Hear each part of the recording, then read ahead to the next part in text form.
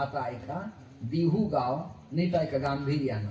दिहू गाव आणि पंचकृषी, भांडारा, गोराडा आणि भामचंद्र ही तुकोबारायांच्या नाथ परंपरेची शक्ती स्थल आहेत. कोणती स्थल आहे ती? कोणती स्थल आहे? इथं शिवालय आहे, इथे पांडुरंगाचा वास आहे.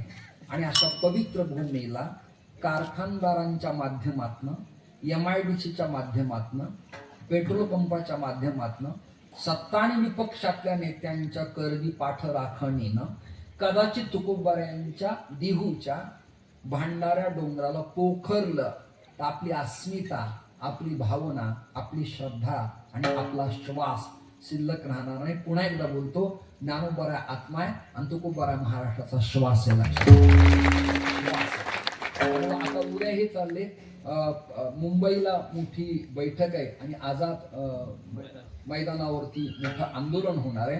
काय माहिती का, 10 मार्चला येणाऱ्या तुकोबारायांनी जिथं भजन केलं, ऐकता ना तुम्ही सगळेजण, जिथं भजन केलं त्या भजनाचा पवित्र पर्वत तुमच्या दृष्टीत दगड आहे, माती आहे, खनिज आहे, पदार्थ आहे, स्फटिक आहे, प्रवाळ आहे. नाही, आमच्या दृष्टीने तपस्थली आहे, तपस्थली आहे.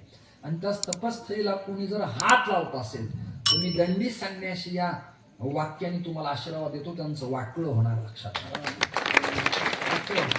साधू संतांच्या नादी जे लागतात त्याच्या वंशाला दिवा लावायला बस. म्हणून साधू नाथराय, ज्ञानोबाराय, तुकोबाराय, गोरोबा काका, महाराष्ट्रातले कोणते संत असो, त्यांच्या अस्मितेला धक्का लागला की आपण फक्त मंडपात कीर्तन करायचे नाहीत, पंक्ती जोडायच्या नाहीत, आक्रमक पवित्रा उचलायचा ही आपली भूमिका असेल. उद्या चालले ते त्यांच्यावर जिम्मेदारी. आमचे मधुसूदन महाराज, आमचे दिलीप दादा, बगरुवाणजी पाटील सक्रिय आहेत त्यात. महाराष्ट्रातल्या अनेक बुवा लोक आंदोलनामध्ये. प्राकृतिक स्वास्थ्यामुळं मी जरा थोडा कमी पडलो, पण अजूनही ताकदीनं आपण त्या प्रयत्नाला पराकाष्ठा करू शकतो.